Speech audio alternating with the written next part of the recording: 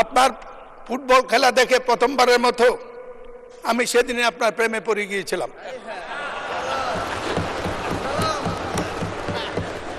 এই দেশটা যদি বাংলাদেশ বা পাকিস্তান না হতো, আপনার জন্ম যদি ইউরোপে হতো, তা আপনার তুলনা হতো আজকে পেলে এবং এই পর্যায়ের খেলোয়াড়ের সাথে। আপনি রাজনীতি ছিলেন না। 70-এর নির্বাচন আপনার বাবা ডক্টর আজহারউদ্দিন তৎকালীন আইয়ুবের স্বৈরশাসকের বিরুদ্ধে 70-এর নির্বাচনে এই ভোলা থেকে সংসদ সদস্য নির্বাচিত হয়েছিল। 73-এর নির্বাচন আপনি তখন সেনাবাহিনীতে আপনার এই মরহুম আব্বাকে সেদিন নাজেহাল করেছিল। তখনই রাজনীতিতে আপনার আকাঙ্ক্ষা ঘু করে আমাদের নেতা তারেক রহমান বলেছিল কঠিন নির্বাচন।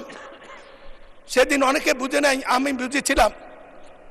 পরে আমরা নির্বাচন করতে গিয়ে বুঝেছি কি কঠিন নির্বাচন পাশ করেছি। কিন্তু একটি সাহস ছিল মাননীয় স্পিকার, সেটা হলো আওয়ামী লীগের বিরুদ্ধে নির্বাচন তারা কি করবে জানতাম, কিন্তু সৎ লোকের শাসন জামাত প্রতিপক্ষ হলে কি হয় এবার আমরা মাঠে হারে হারে টের পেয়েছি।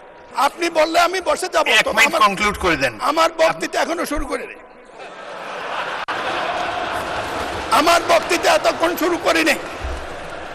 আমি আর কোনোদিন বলবো না। আমার সবটা সময় আজকে দেন।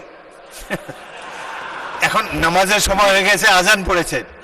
আমি আমার সংসদ নেতার দৃষ্টি চাচ্ছি, আমি জানতাম না। আজান আজকে বক্তৃতা দেওয়ার জন্য আমি প্রস্তুত ছিলাম না। আমাকে বলেছে আজকে দিতে হবে, আমি না পড়েই দাঁড়িয়েছি কয়টা কথা বিবেকের তাগুদে বলার জন্য।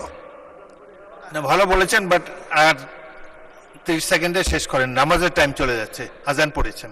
এই কঠিন সময় আমাকে দিলেন মাননীয় স্পিকার। আপনি ইতিমধ্যে ভালো বলেছেন, সুতরাং না, আমার কথা শুরুই তো করি না, আপনি বলে ভালো বলছেন। এই কঠিন সময় আমাকে দিলেন, যাক শেষ করুন, আরো সুযোগ পাবেন। সম্পর্কে কিছু বলার সুযোগ পেলাম।